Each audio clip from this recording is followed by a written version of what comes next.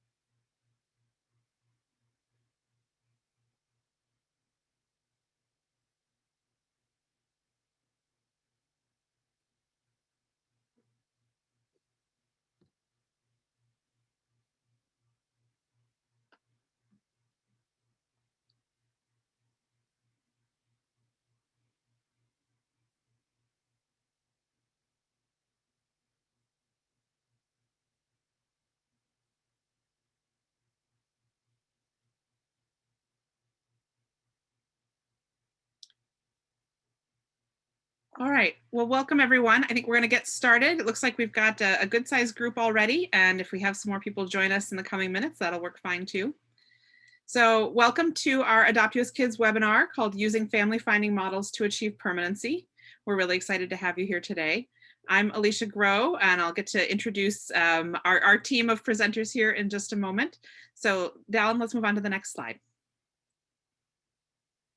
Great. So we're really excited to have a great team presenting today.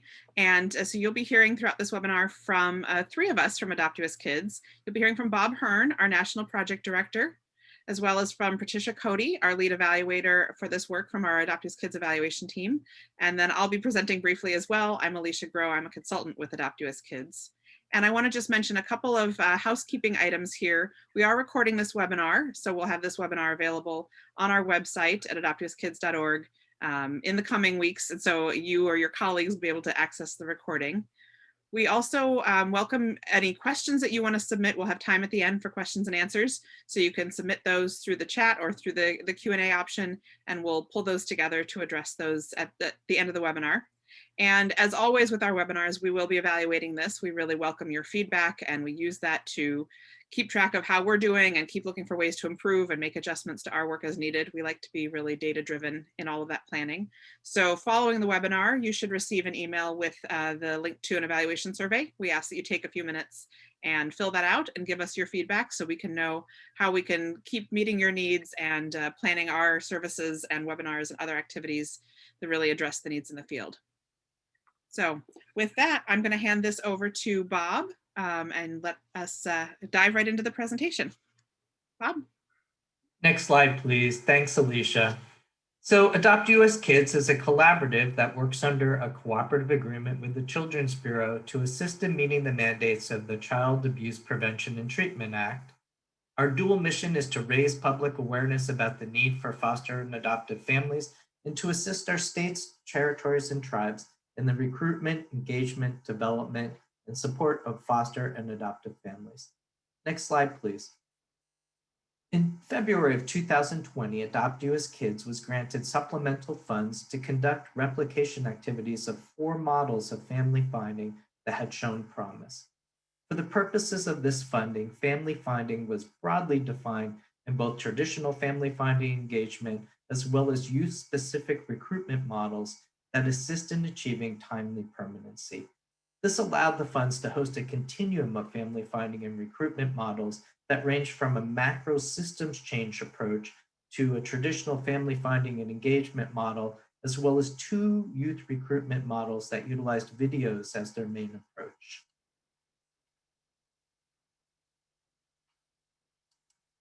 Next slide, please.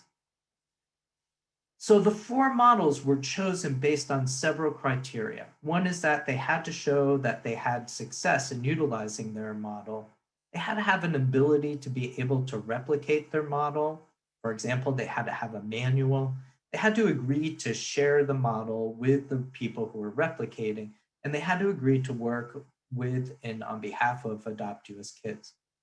For our replication sites, we needed to find those sites that would have an ability to meet the requirements of the model. For example, an ability to hire staff, to do fidelity to the model, and to work in the agreed upon time period. They had to agree to the funding that we were providing, and they had to agree to have oversight by AdoptUSKids, including participating in an evaluation. So as we were developing this project, none of us had any idea that we were about to enter a pandemic. And although we had to scramble as a couple of sites had to withdraw and new ones had to be found, amazingly, every purveyor was able to adapt their model to continue to replicate successfully.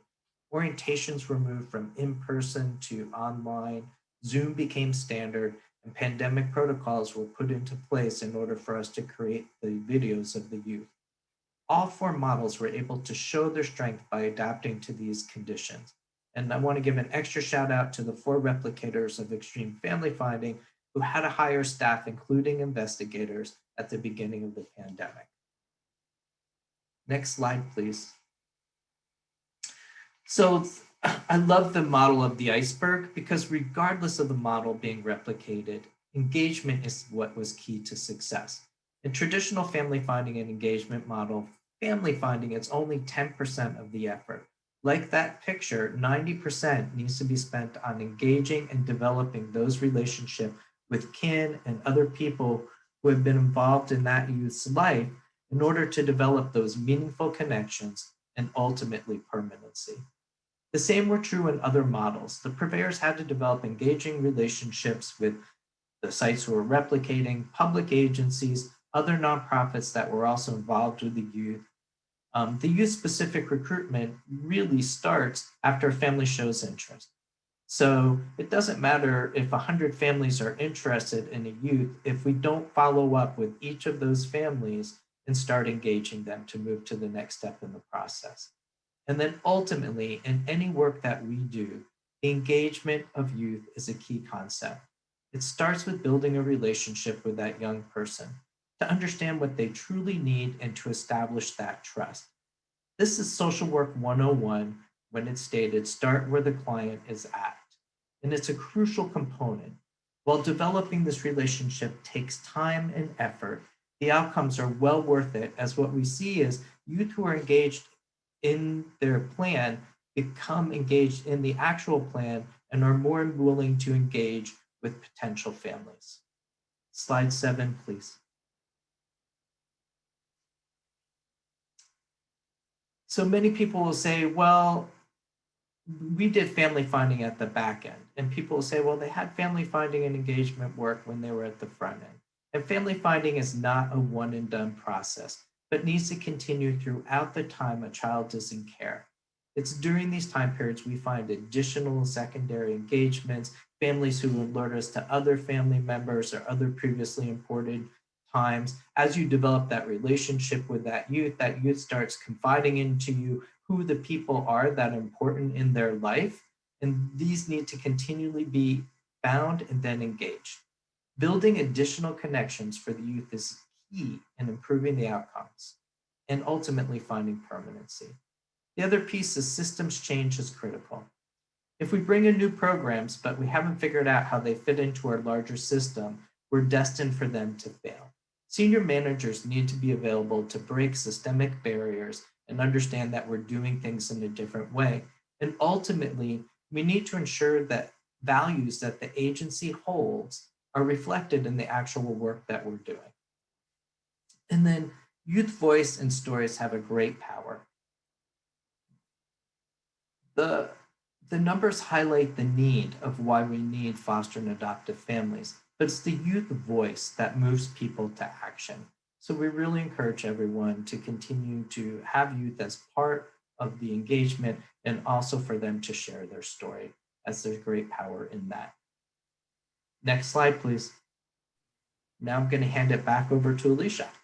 Great. Thank you, Bob. And I think that's such helpful framing with all those key concepts as we think about ways people can apply this work and these learnings to their practice. So just briefly here, everyone, I want to highlight a little bit of detail about AdoptUSKids family finding replication effort. We're not going to go into a lot of detail about our specific replication work on this webinar, but we will have another webinar coming up in about a month that goes into a deeper dive on these program models. But we wanted to give you a sense of broadly what these models were that were replicated and where that replication happened around the country. So we have on the screen here the overview of the four models that we replicated, or that we supported replication of, I should say. The first one is Extreme Family Finding, and the lead agency, the organization that really has that model and helped replicate it, is Foster Adopt Connect. And that model is, it really combines the skills and techniques of recruiters, family recruiters, with private investigators to really do sleuthing and find those connections, find those people whose names come up in conversations with young people and with family members and others who know the youth. So it's looking at how to create that network and identify those people who might be either permanency resources for a young person or just other supports. So the model really focuses on serving youth for whom a child welfare system has struggled to achieve permanency. So often older youth or youth with more complex needs. We're really looking at how can we bring that new approach and some of those new strategies for doing that kind of family finding. The next one we have listed here is Indepth Profiles, and that model was created by Northwest Resource Associates. And this model brings a combination of storytelling and technology really together to amplify youth voice and really put the youth at the center of their own recruitment effort and family finding effort. So this model empowers the young people who are part of this, really equips them to determine how they want to share their story. So it centers around asking young people, what is it that you would want to share with potential adoptive families, and how do you want to share that information? And so sometimes that's done in videos, sometimes that's also done through podcasts or artwork, poetry. I've heard of some of the young people deciding to do PowerPoint presentations, really bringing out their creativity. So it lets them drive both the content of what they want to share for that youth-specific recruitment, but also the format and the style that they want to present that information. It's really a great way of lifting up and centering that youth voice that Bob talks so powerfully about. The next model is the I Belong project. And so this is done by America's Kids Belong. And this focuses on producing videos for youth who are waiting for permanency, really bringing a light, shining a light on the young people and letting them highlight their strengths and their personality, and have that video be done that really showcases the young person.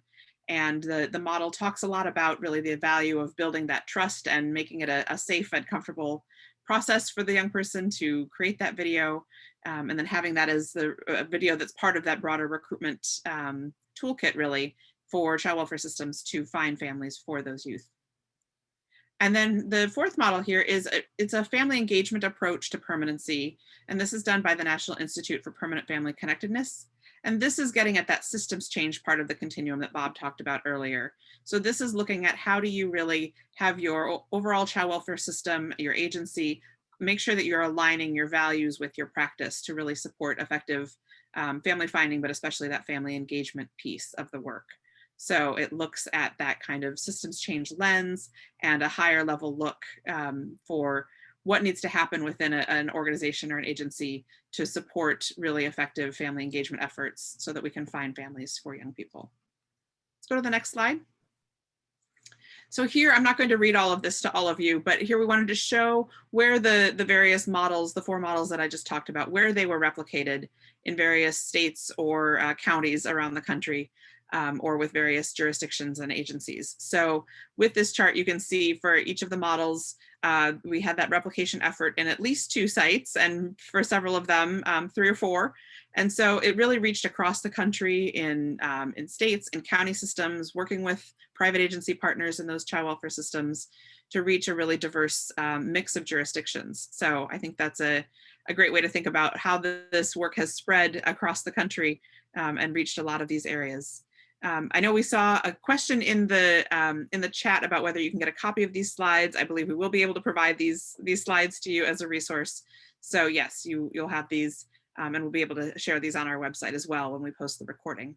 So you can have this for more detailed reference if you'd like. All right, so with that, I'm going to hand it over to Trisha, and now you'll get to hear more of the real insights and details of what we've learned from this. So Trisha, I will hand it over to you. Thanks so much, Alicia. So my name is Trisha Cody. I'm one of the lead evaluators for the AdoptUSKids evaluation team. Next slide, please. This particular evaluation, as Bob mentioned, it started right before the pandemic. So you'll hear a lot of maybe different types of findings that came out of this because of the challenges related to the pandemic and the adaptations that all the purveyors had to focus on. The other aspect of this evaluation that might be a little different than some evaluations that many of you might have experience with is we had a really short time frame to look at. The original time frame for this project was less than 10 months. So we really were looking at the process of replication as opposed to the outcomes for the particular models. So Alicia mentioned the webinar in August, and they'll speak a little bit to some of the outcomes at that point. But today we're really going to look at the replication process and what we learned about that. Next slide, please. This is our overall data collection structure for this particular evaluation. Bob and Alicia helped you understand the 4 different models that we looked at under the umbrella of this evaluation, and they were pretty different. So coming up with an evaluation strategy that helped us learn consistent and uniform information where we could across the models was a little bit challenging. So you will have these slides so you can look at this more in detail, but the green boxes across the top represent the data collection strategies that we utilize for all of the models. And then the ones on the bottom, the different colored boxes across the bottom, represent the types of evaluation strategies by model type. So in the blue box, we look at 2 different models that go into the system really to create capacity building within the system so that the staff could continue on the work on their own. The center box on the bottom was for a model that went in with an external contract. So they went in and did the work as opposed to building staff to do the work. And then the third one is the system preparation work. And you'll be able to take a look at this slide in more detail in the future when you have a copy of it, if you want to learn more about what the structures look like for the evaluation. Next slide, please. So I'd like to look at site readiness and implementation from 3 different levels. We often look at our evaluation data from a level perspective. In this case, we're going to be looking at system level readiness, agency level readiness, and staff level readiness. And then I'll wrap up my comments talking about what we learned around sustainability efforts. But we're going to focus on these 3 different levels to help put some organization around what we learned. The big takeaway for all of this in terms of site readiness is when these concepts aren't addressed at the beginning, they later come back as barriers and challenges. So doing a lot of the work at the beginning end of considering a family finding model or one of these types of approaches goes a long way for making the process more smooth as you start to implement a new model. Next slide, please. All right, so we're going to start out at the system level, looking at what we learned about readiness and implementation. The first construct that came out that really was across all of the models was around commitment to family finding and youth engagement. This looked really different for the 4 different models and approaches that we looked at, but some things to consider are what is your agency and maybe even your state policy around family finding and youth engagement? Is there alignment there, or are there barriers already within policy that you'll have to address and to think about? And then thinking about system and practice values. So one of the challenges sometimes with bringing in a new model is it might have a different approach or sort of a different foundation in terms of the values work than the system or your current practice may be engaged in at the time. And if there's differences there, those probably should be thought through and addressed as well as possible before implementing a new approach. And then the third one here is leadership support and a sense of urgency. So we found that across these models, the sites that really did have some strong leadership around wanting to create a shift towards more family finding work, more family engagement, more youth engagement. Those sites were more successful in getting these models up and running and then having the commitment to keep them going. The second one is around current youth permanency work going on in the site. Some of our sites went in, some of our models, went in and had a lot of conversation up front about what else was going on in the site, where there might be conflicts, where there might be different types of work that would need to be coordinated, or at least thought through how youth would engage in one type of model versus a different type of model. And the situations we had where that information was not as available at the beginning, or the conversations and discussions didn't yield that information, was a little harder because some of those pieces came out later in the form of just barriers or additional challenges that needed to be overcome. So coordination within the site about what is already happening with what you're going to be bringing in as a new model is really critical. And then thinking about placement goals. Different family finding models have different focuses on different types of placement goals. And so how your particular jurisdiction is thinking about permanency and placement goals and how that maps to the permanency and placement goals that the particular models can support is really helpful to consider on the front end. Next slide, please.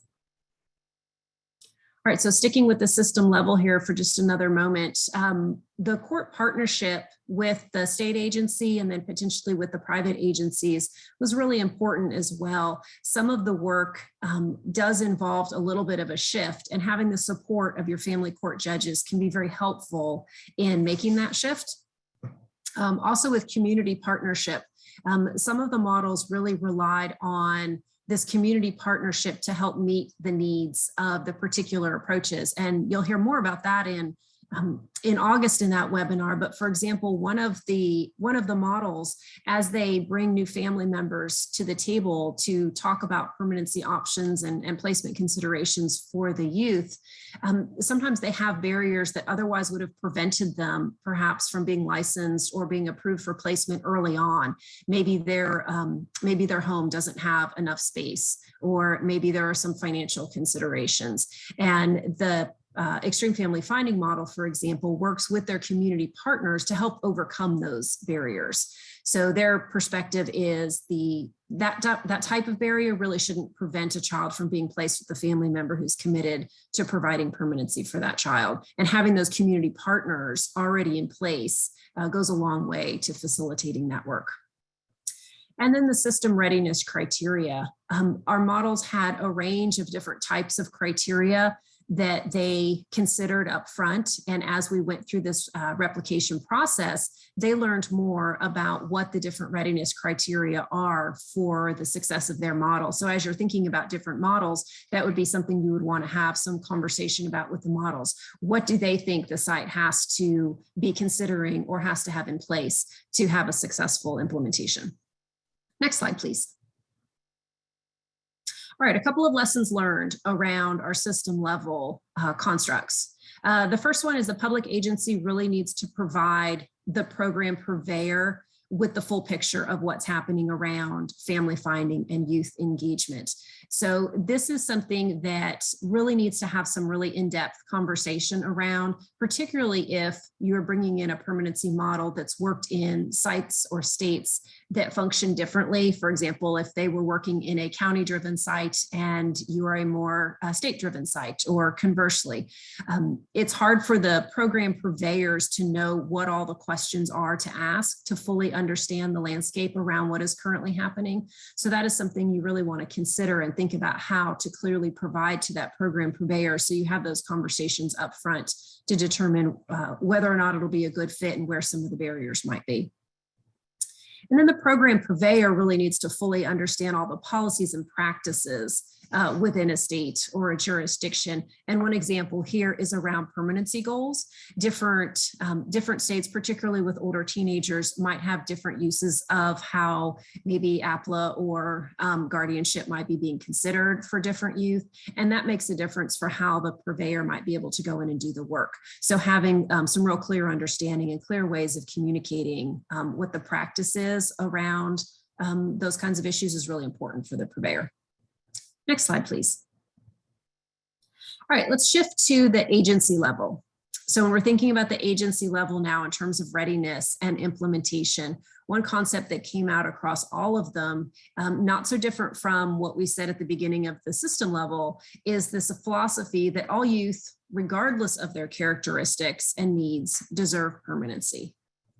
So this seems like kind of an obvious thing to consider, but it was something that really came out that this discussion needs to happen up front and make sure that the agency that's going to be implementing the work really does hold that permanency for all youth in their care. And then having a priority on youth engagement, and what we probably should have written here is a priority on authentic youth engagement. So not the process of, checking in with the youth to ask their opinion and, sort of checking that box off, but really authentically engaging the youth so that they have a strong voice in their own permanency planning. And then the third piece here is around the public and private agency partnership. So here the program purveyors need to fully understand the relationships between the private agencies and the state, particularly in states where the private agencies are carrying a lot of the day-to-day work.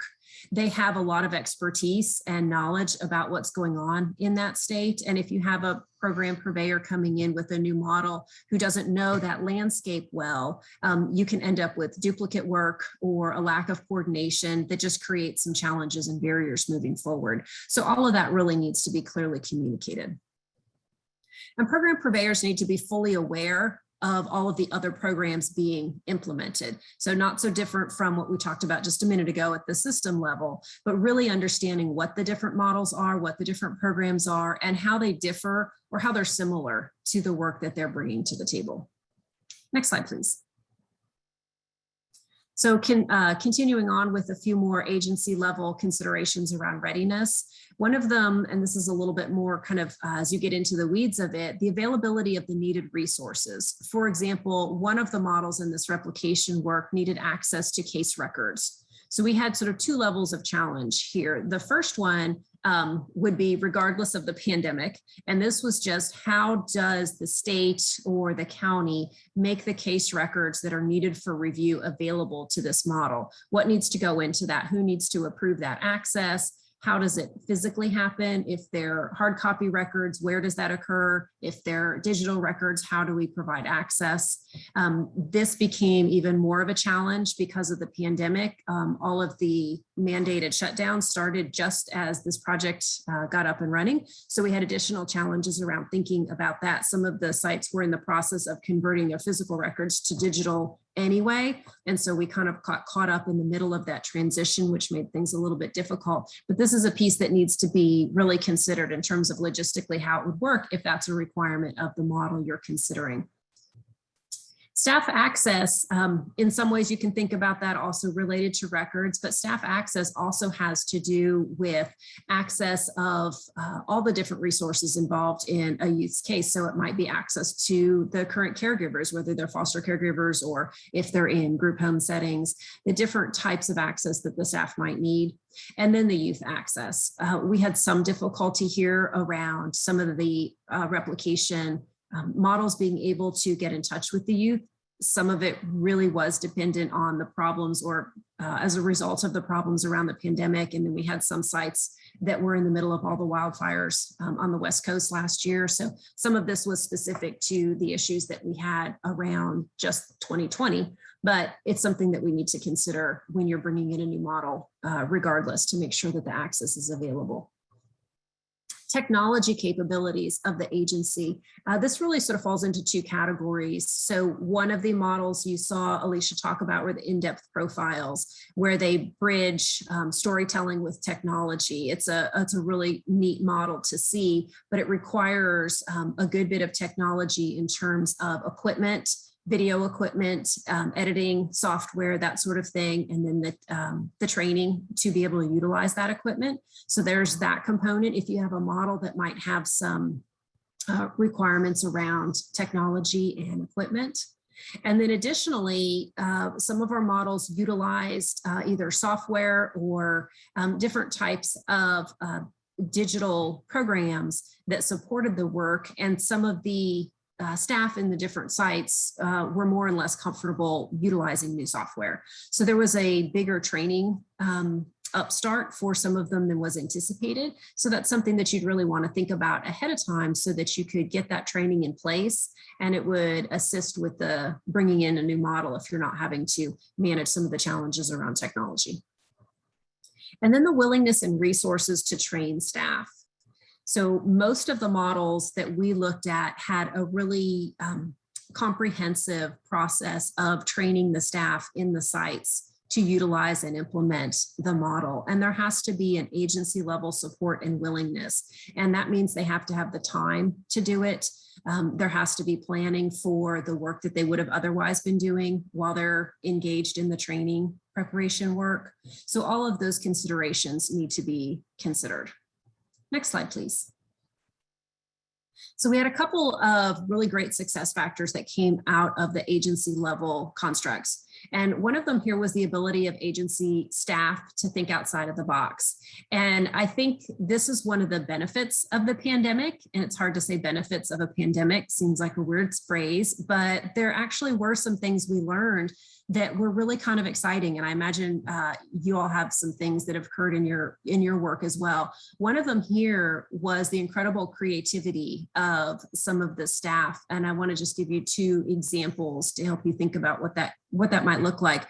With the in-depth profiles, sticking with that example for a minute, one of the storytelling videos that was created was actually filmed on an iPhone in a car with the top down with the young person and one of her caregivers. And she selected a song, she sang along to the song. They cut in different pieces of an interview with the young person and some different artistic components that the young person was really excited about. And it turned out to be this phenomenal video. And this was really came out of discussion between the in-depth profile staff and the local site staff in talking about, like, how can we make this happen during the pandemic? How can we still continue this work? And it really got them thinking about how we could do things maybe differently that they would never have thought of otherwise, outside of the situation that we happen to be in. So that was really one fun example.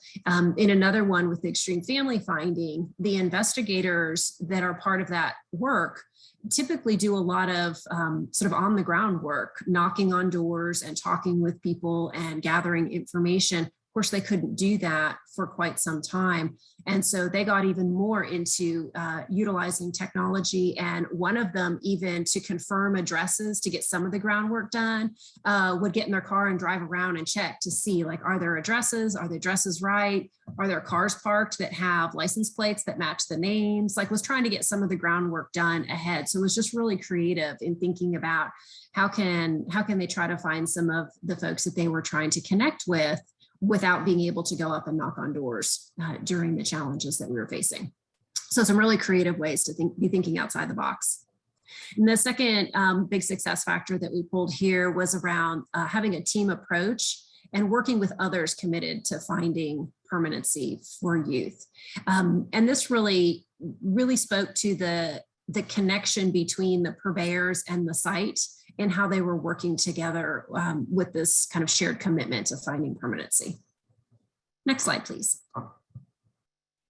So a couple lessons that we learned at the agency level that can be helpful for thinking about future replications. One of them here is that the training really needs to include everybody who work with the youth. So the model purveyors typically had very targeted training. Partially we want to limit how much sites have to dedicate staff time. We know staff time is very valuable, and we know resources are really valuable. So we want, they've always wanted to try to be limited on that and not over ask of the sites that they replicate in. But what they found is if the training includes everyone around a young person, then you start to create that shift where everybody's working from the same perspective and everyone has all the same information. So it actually ends up saving time and effort down the road to put that time in up front.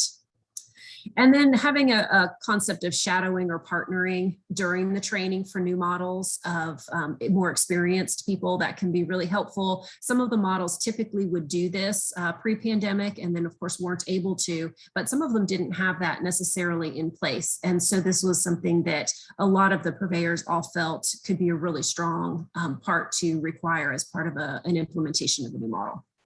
Next slide, please. All right, so now we're going to shift down to the staff level. So thinking about individual staff and the workforce, and we'll start considering readiness and implementation again. And here you're going to see the same concept here, a real commitment to family finding. So this commitment to youth, commitment to family finding, commitment to youth engagement, you really have to see it at all three levels. You have to see it at the system level. It's got to be played out at the agency level. And then you really have to see it in your staff level as well.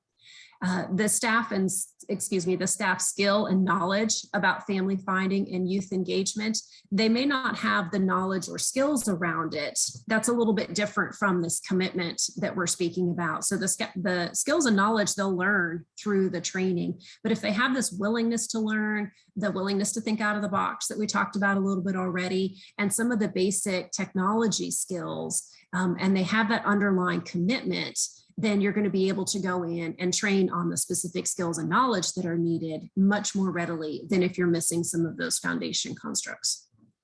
Next slide, please.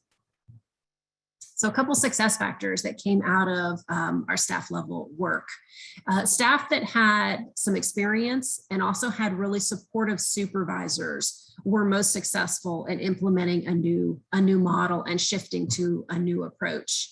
Additionally, if they know the system really well, if their experience just isn't necessarily child welfare, but really within the child welfare system, understand how the system works, they can really maximize this new opportunity because they can overlay it more easily on the knowledge that they already have and recognize ahead of time where some of the bumps are going to be or how they can maximize an opportunity because they have that sort of institutional knowledge about how the system works.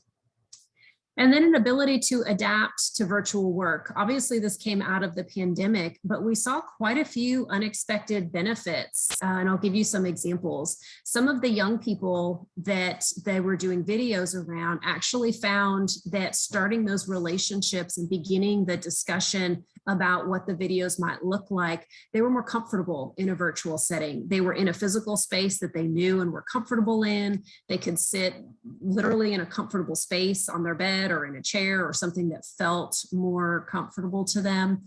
And so they didn't have that extra stress or anxiety of having to meet, in an office or in sort of a sterile environment or wherever those first meetings might have been. It was more comfortable for them to engage in that process. And so some of the purveyors thought that might be something that they maintain. Another unexpected benefit with some of the states where there was more travel, would have been more travel involved without the pandemic, the virtual work actually let them get more done more quickly because they weren't spending so many hours driving on the road to get to different locations to support either the staff who were doing work or to meet the youth wherever their placements were. So there were some definite and really strong benefits that came in learning how to adapt to do this work virtually that will likely stay with these program purveyors. And it's something that you really want to consider as you're thinking about bringing a new model or a new approach into your particular system. Next slide, please. All right, a couple of lessons learned on the staff level. We really need to have enough time for staff to embrace the concepts. So we just spoke a second ago about needing to have kind of this foundational perspective, this commitment to youth, commitment to family finding, but then we really have to have the time for that shift to take place. So you can learn the specifics, you can learn the skills, you can learn how to use the technology, but there does need to be some time to allow that shift to take place in your workforce so that it starts to become how they work. That's just the default. This is just how work is done now. And that takes a little bit of time, even if you already have that commitment up front. And then the materials and manuals really need to have very specific steps. So the purveyors, particularly the two purveyors that had pretty detailed replication manuals already, found a lot of areas where they're wanting to strengthen and improve those manuals based on the experience of the workforce that they trained as part of this replication. And my understanding is both of them are in the process of doing that. So when you're considering a new model or approach to bring in, that might be something that you want to take a look at. What kind of materials and manuals are available, not only during the training, but what will be sort of left behind in a way with your agency and your site once the model purveyor has moved away. But what do you have to continue to support the work, and how much information is in there? Can you use that manual then to train new staff? Is there enough details or enough information in there so that you can continue the work? Start to think about sustainability a little bit when you're thinking about the materials and manuals that the purveyors have for you. Next slide, please. All right, and nice little transition here, right, to some sustainability considerations. So we started talking about sustainability at the beginning with the purveyors, and I think that's a really important thing. It's easy to put sustainability as sort of the last, and even though it's last here in our slide, it actually started as some of the early on conversations to have between purveyors and the replication sites. Once the funding period was done for this, how are those sites going to continue? Even if they weren't going to be able to continue it in full, how are they going to continue it for the youth who are already involved and follow through and be able to finish that work? So having these discussions really early on, very important. System and policy issues here and how they intersect with the particular models. This was one of the things that was on our first slide here with the system readiness and implementation. Are there system issues or policy issues that are going to prevent either a reallocation of funds or a shifting of priorities? What's happening in terms of the system and policy level issues that might prevent sustainability of the work to continue, once you've done an initial replication? Obviously, funding considerations, always something that we're having to continue having to consider. In this particular one, we had a lot of examples of the particular jurisdictions picking up the funding considerations and making it available to continue the work. So that was really exciting. And if you want to hear more about that, I suspect they'll talk about it in August of how the different sites did that work. So it's kind of exciting. Then the public-private partnerships. Some jurisdictions have really strong public-private partnerships. Some, there needs to be maybe a little bit more work for a model like this to go in, but that's a real important piece to consider right from the beginning. How are those partnerships set up and how can they work to sustain one of these models that you might consider bringing into your site? Training materials and support tools. I think we talked about that a little on that last slide, but just so important to make sure that you have everything that you're going to need and that the purveyor knows what all those things are and can bring them to the table for you right at the beginning as you consider implementation. And then ongoing model fidelity. When we're looking at model fidelity, some of these models that we looked at in terms of their replication had ways to understand fidelity, to check to see if workers were doing the steps, doing the engagement, doing the pieces of the model, how they were intended to be done. But this is something that you'll have to consider for sustainability. And if you have a model that comes in and has a structure for you to help understand that and to also bring up when there's challenges and to sort of flag these issues for consideration or for work to be done, that can help you in the long run. If you have a model come in that doesn't have that for you, then you'll need to think about how we put something in place. So once we're considering sustainability beyond the period of the purveyor doing some of the work, how do we look at model fidelity? No matter how great a model it is, it doesn't help if the workforce starts to sort of decline in their strict fidelity to it. So they might be doing some of the pieces, but maybe some of the other pieces are a little trickier. And so they kind of fall off the radar some ways. So you'll really want to think about that right from the beginning. What structures can you put in place to make sure that your staff are doing all of the pieces the way that they were intended to by the particular model? And this also includes thinking about inclusion criteria into the model. Some models are pretty specific for specific youth. And there may be, for example, permanency goals may be part of the inclusion criteria. Age might be part of the inclusion criteria.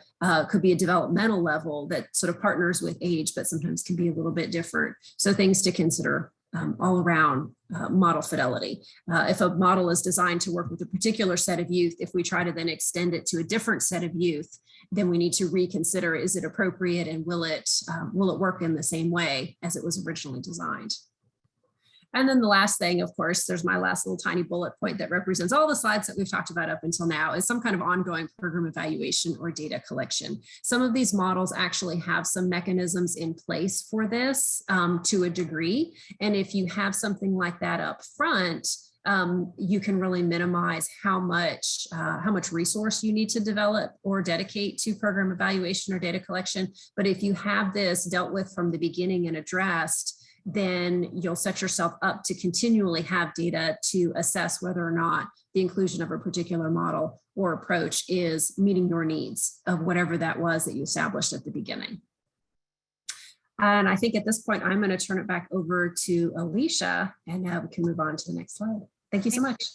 Thank you so much, Trisha. It's so much good information. And I always think it's so helpful how you can distill all of these great insights and evaluation findings really to think about how this is so applicable to all of our attendees as they think about moving ahead and maybe using or expanding family finding and engagement models and strategies. So that was fantastic. So we're at the question and answer portion of our webinar, and I know a few of you have submitted some questions. I'm going to ask our presenters here to address those, but if you have additional questions, feel free to submit them now, and we'll try to add them in here. The first question we have is about the case record access. So Trisha, this was something that you had mentioned in terms of figuring out how staff can access case records. Someone was asking, did any confidentiality issues arise? And if so, how are they addressed? I don't know if we have that level of insight into it, but do either of you know how that was addressed in these replication efforts? Yeah, I can speak to that. And Bob, you might have a different perspective on it. A lot of it was dealt with between the purveyor and the replication site in their agreements about how access would be provided. So let me give you an example of extreme family finding. The people that need access to those records are the recruiter and the investigator. So in a couple of sites, the recruiters already had access to those because they were recruiters in those sites anyway, and then their role was shifted into this new type of recruitment. So they were just sort of shifting the type of recruitment work that they did. So they already had access. So that wasn't, the confidentiality there wasn't an issue. In terms of the new person, so the investigator, that would have been a different person outside of their system that would have needed access. And I think, Bob, you might be able to speak to if there were some kind of data arrangement or data agreements. In terms of evaluation, that aspect of it, when we got evaluation data, we asked for it to be de-identified. And so all of it gets pulled out if you have an external evaluator. But I think it mostly is going to be dealt with between whatever the data sharing agreements are, and different sites might have different pieces of information about how that's handled. Yeah, Trisha, that's very true. With extreme family finding, we knew that finding that the partnership, if they were working, if the public entity was working with a nonprofit, that it was key that they had access. So we actually had, before we selected our replicators, they had to have a signed agreement from their, sorry, my dog, from their public partners that they were agreeing to participate and that they would have access to the records. Additionally, of the 4 models that replicated extreme family finding, 3 of them actually had their public partners attend the training with the private partner. So sort of what Trisha was talking about before, that everybody was on the same page and working towards the same goal. Great. Thank you both. I think that's really helpful to think about those various elements of confidentiality agreements or other kind of information sharing agreements, and how to be thinking about that for that partnership. Another question we had was asking whether you have any specific examples of the public entities sharing with the agencies or the model purveyors about the existing work that has occurred related to family finding. So to that piece, Trisha, that you addressed about, the need for kind of that, I don't know if you use the word landscape, but I'll use the word sort of what's the landscape of what's already happening in a site. Do you have any specific examples, I guess, of like what kind of details people shared or how that information was shared? Sure. One of the, so with IDP, this is the example that comes to mind. They were in Michigan, and Michigan is such a large state, and the work that's being done in the different areas of the state is a little bit different. And the IDP folks that went in had some understanding about that because they had a relationship with Michigan as they began the work. And so they understood some of that. But then as conversations went on and as they got connected with the workers of the youth who were referred, they started to learn about more programming or more different types of work that's being done in different aspects of the state. So it sort of came to light as different youth got referred. And so they just learned more and more. And their perspective on it was, gosh, if we had known all that up front, we could have just been a little bit more informed as we went in, and maybe that would have impacted maybe how they presented information or thought about how they presented it to the leadership that was involved in making the decision and approving them going into the site at the beginning. So they were learning it along the way, and that gave them the sort of opportunity to reflect back on it and say, you know what, gosh, those are things we probably need to ask up front. Most of these models, they were on the newer side of replicating in a lot of different sites. So that's why our evaluation really focused on that. And so they were really happy, I think, to learn about those kinds of opportunities. Like, all right, so up the front, maybe we need to have a more formal process in place for how we can understand what that information is. And maybe a more formal way of thinking about what are the questions to ask. Sometimes, you don't know the questions to ask if you don't know the questions. So it's a little bit of that kind of thing. And I think they've started to learn what some of the questions were to ask up front. Great. Thank you. Bob, I think I'm going to put you on the spot, so I apologize if this one's tricky. But I think it's a really important question. So someone said, how can we combat the attachment insecurities for children who might feel like they have to perform or plead for a family to adopt them? This person said they have children who tend to sort of try to shape shift into someone to be adoptable, and they're wondering whether the agencies or the models work closely with therapists or look at other ways to support children as part of this. So I don't know if you want to speak to it specifically for these models, or more broadly in general in terms of kind of good practice for the family finding and engagement and that youth, I guess, preparation and support piece for this. I think it's such a key question. And I really, really appreciate the question, because anyone that's done any type of work in youth permanency has actually seen this. And when we talk about youth engagement at the beginning, we're really talking about engaging and developing a relationship with that youth. Like, that is the first step in doing youth permanency. And if you aren't the person in your role to be able to do that, it is critical that you find who in that youth's world really knows and understands this youth and has a really solid, trusting relationship with them. Secondarily, it's also important, just because of the developmental stage that our youth are in, that they're putting on different hats and they're taking on different personalities. Any of us that have raised teenagers know that from a lived experience point of view. And so that's why we really look towards having a long-term relationship with this youth. 3 of the 4 models really did this. In Extreme Family Finding, they work with the entire team. They have a weekly team meeting with the youth's entire team, and they highly recommend, and that includes the therapist, the caseworker, a child family team. So everyone is really on board, and they're having that conversation and really having a good understanding of who this youth is and what their needs are. Indepth Profiles, I mean, that was really a model that was youth driven, and the youth really determined what they wanted to do. And on the in-depth profile, it was really a youth just sort of putting together a cool video of what interested them. It took that pressure away of trying to have to impress a family member, but it's really critical in any of these type of models that you have established that real engaged relationship with that youth, or you are engaged with the team who knows that youth really well. Great question. It's such a great question. We're seeing some people comment in the chat appreciating that question as well. So thank you for the person who submitted that. I would just add, I think, to Bob, everything you said. I think one of the things that I hear so much in the field is the deep importance of helping young people of any age and where they are developmentally, if we're doing that child or youth specific recruitment, really helping set their expectations and helping them understand what we're doing, so that it also doesn't reinforce maybe conceptions about that they have to perform a certain way, or that by doing this, we're promising we're going to find a match in some amount of time. But I think that idea of how are we building that relationship and that trust by doing expectation setting and answering their questions about what does it mean to, if we do this video or if we do these other family finding efforts, what should they expect? Another question that we had was, where are these youth videos shown? Are they shown to targeted potential resources or to our wider audience? And I think it's a little bit of a mix depending on the program model.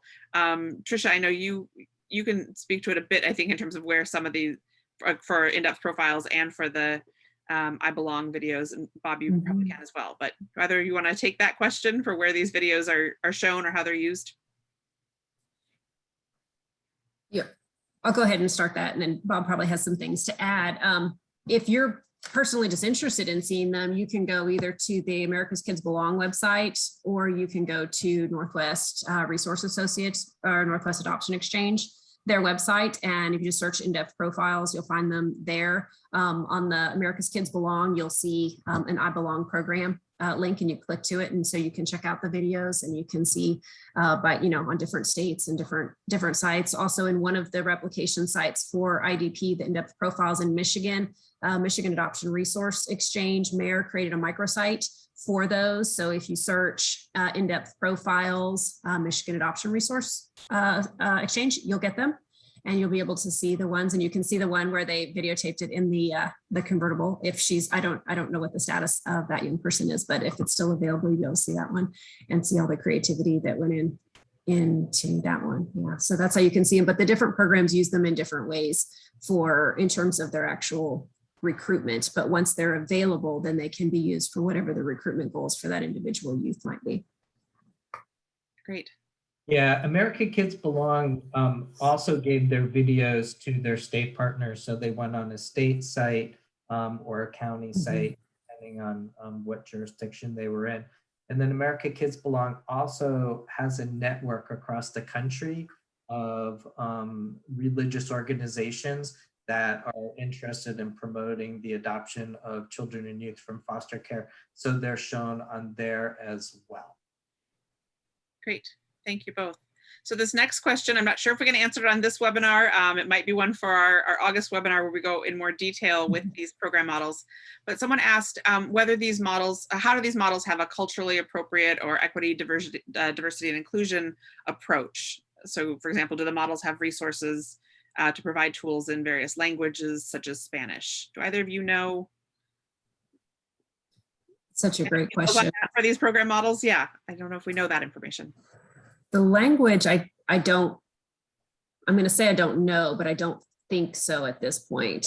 The cultural appropriate aspect in terms of particular youth, I would think that extreme family finding would really focus on the fact that they're focusing on families. So whatever the cultural background of that family is, that's the way to support it, is by supporting the family and bringing this family to the table, helping them overcome whatever the barriers are that might have prevented them from being a placement resource at the beginning, maybe of a child's case. So getting rid of things like the apartment doesn't have enough space, or they don't have a vehicle to meet all of the medical needs maybe that a youth has, or whatever, like just eliminating all those things that can sometimes disproportionately affect some groups of family members more so than others.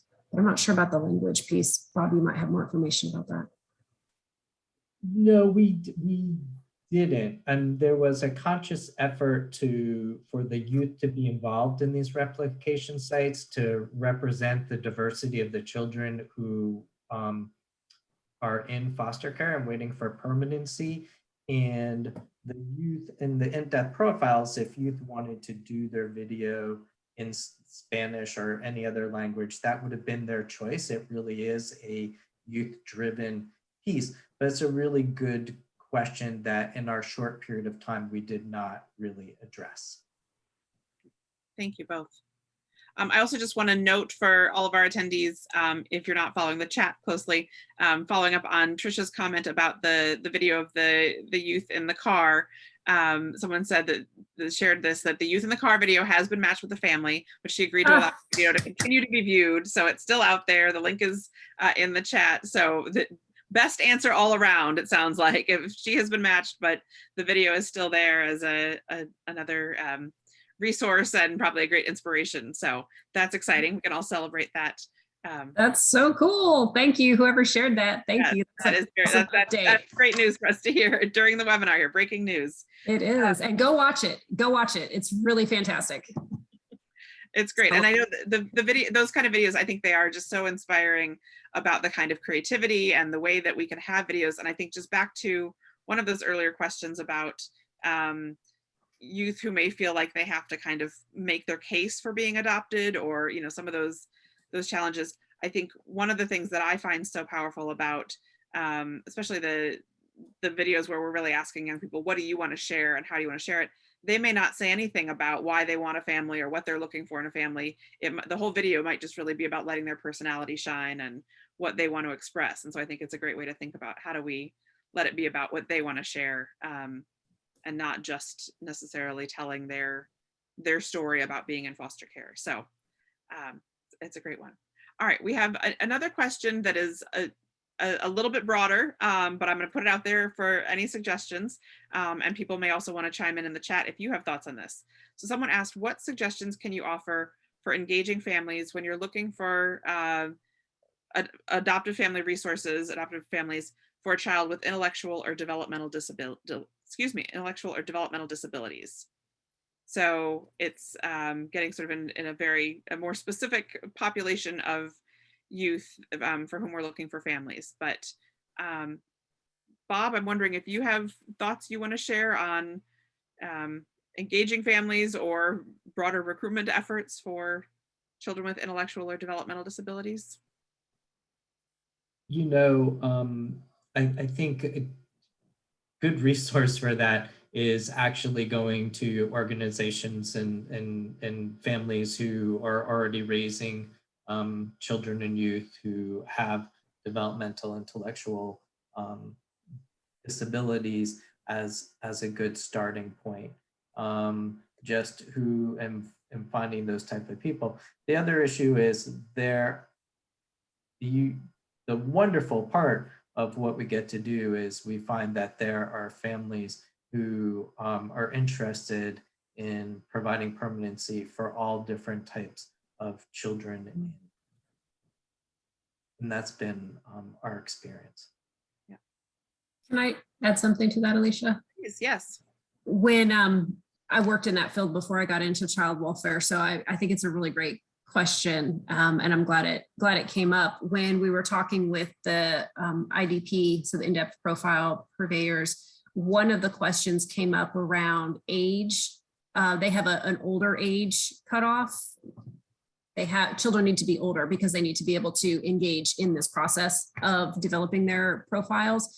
But when we started talking about age, it also kind of moved into a conversation about an intellectual or developmental disability, and can those young people be involved in creating their own in-depth profiles as well? And maybe a question for the August webinar, but I do believe IDP is going to start to consider how can we broaden their inclusion criteria of youth, what changes would need to be made, how might they adapt the work to be appropriate initially for younger children, but then that conversation as we talked with them kind of moved into this issue as well. So I think that would probably be, if you're coming to the August webinar, be a great question for the IDP folks and see where they are on thinking about that. But so appreciate the question. It's a great point. I will also just add, I think with this question, in terms of the engagement part, once you're recruiting families, or if you have prospective adoptive families, coming forward, I think one way to think about that engagement, we at AdoptUSKids, we talk a lot about the importance of really developing and engaging families, helping them learn more about the needs of children in care, and what they as families may want to think about in terms of self-assessing whether it's a good match with a specific child. I think it's helpful to think about with especially developmental disabilities, to talk, as families might say, we're looking to adopt a child, in this age range, but to sort of go beyond that and talk about, so, an 8-year-old is not an 8-year-old universal, that's not one size fits all. And so to talk with prospective families about what are they thinking about that in terms of ages, and how a developmental age or stage might look different than a chronological age for various youth, whether or not they have a developmental disability, but just understanding trauma, understanding the needs of children in care. So to have that be an opportunity for kind of a more expansive conversation as you keep engaging with a lot of prospective families, helping them think about who are the children who are waiting for permanency, and how do we best understand their needs for whatever their history has been, and whatever they may need going forward. So I think a good way to sort of open up those conversations, maybe in a slightly broader way, to help families think about that. All right, we have another question. I'm going to, again, see if you all have answers for this one. And if not, I apologize to the person who answered the question if we don't have a good resource right away. The question was, are you all aware of resources to help when doing family finding for children who have been sexually abused or trafficked, since they may feel more vulnerable putting themselves out into any advertising efforts? And I think it's such an important consideration to think about, that the privacy, the safety, the concerns about that. But any resources you want to highlight, or I'll broaden it a little bit, any other suggestions or tips that you'd want to share on that? One of the things I really liked about Indepth Profiles is the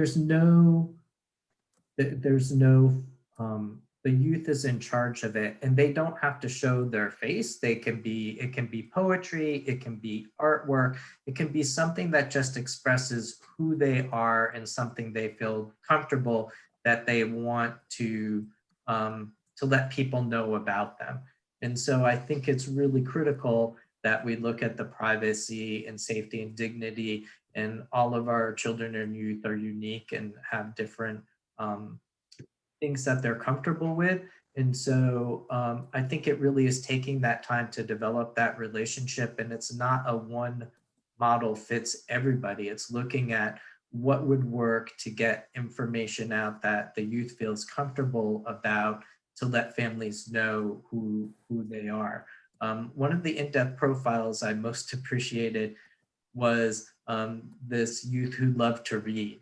And it was really expressing themselves through this book that they were writing. And I just really connected with that. And it really showed the creativity of not everything has to be a video of that youth particularly doing something, but it could be their art or their music or a multitude of other pieces. Great, thank you, Bob. All right, I think we've gotten to all the questions that came in. I hope we have. If I missed one, please let me know through the chat, and we'll loop back to it. But for now, Dallin, let's move on to the next slide. We want to highlight a few resources. So we've given you some sort of broad references, overviews of some of the program models that were part of this replication effort. And I know we've made reference to this next webinar. So we are going to have another webinar next month. I'll talk more about that in just a moment. That'll be a deeper dive. But we do have these 3 articles on our AdoptUSKids website right now that give some more detail about 3 of the program models that were replicated. So if you're interested in hearing more about this and getting more detail, these articles would be great ones to check out. We always struggle to figure out what all to highlight on the resources slide in these webinars, because we want to highlight so many great things on our website. So this is just a way to get your foot in the door, and then you can poke around and find all sorts of other great articles, tip sheets, publications, recorded webinars. As a reminder, all of our materials and resources are free and available for your use and to share with any of your colleagues. So we encourage you to dive into these and read these articles and wherever else it leads you in our website. A lot of great information on family finding, on engagement, on youth engagement, certainly, and on strength-based narratives and ones that really, how to really respect that privacy and safety and dignity of young people. So a lot of great materials for you there. Also, I want to highlight again that I put a link in the chat earlier. I can put it out there again to a handout where we had compiled just really kind of that checklist of those readiness and implementation elements, those factors that Trisha talked through at the system agency and worker level. We thought that would be a helpful, just a reference document as you think about implementation of various family finding models and strategies. It's a great kind of easy reference for thinking about what are those factors to think about up front and as you're implementing. So hopefully that's another good resource for you. Let's move on to the next slide. So as we're closing out today, a couple things. Again, I want to just put in another reminder to read more on our website. You can find the articles I just mentioned and lots of other great resources. And we're always adding great new content with help and information on recruiting, developing, and engaging and supporting foster, adoptive, and kinship families. We also post updates there about upcoming events or opportunities. So it's a great way to stay current with what's happening at AdoptUSKids. Also, you can mark your calendars if you're interested. So this our second webinar in this two-part series on family finding and engagement. It will be on August 24th. We'll be sending out a registration announcement and link soon that will be coming out any day now, we hope. So be on the lookout for that, and there'll be information on it on our website as well and in our email list. So if you get information from us, if you get our regular emails, you'll get that announcement. But August 24th, that will be, as I said, the second in this two-part series. And on that webinar, we will have presenters from the program models that we've been talking about. So that'll be the deeper dive into the specifics of their models, the key concepts and strategies, but also how they've experienced that replication effort and what tips they would have for anyone else interested in replicating their models. So it should be a great deeper dive after this kind of broader conceptual session that we had today. And then also for a next step, as a reminder, you will be getting an email with that link to our evaluation survey for giving us your feedback on this webinar. We really do value and welcome that input. It's very helpful for us to shape our future work and to know how we're doing, how we can keep meeting your needs or better meet your needs, and help us know where to go from here for planning next events and materials. So with that, we're going to close out. I want to thank you all for your time, for your engagement in the chat, your great questions. We're really excited to see so many people interested in this important topic, and great to see you all sharing information with each other in the chat. And I think we can end this one by celebrating that the young person in the car video has been matched. I think that's a great piece of news to get on a Wednesday here. So thank you all. And Trisha and Bob, thank you for your great presentations as always. And we hope you have a great rest of your day.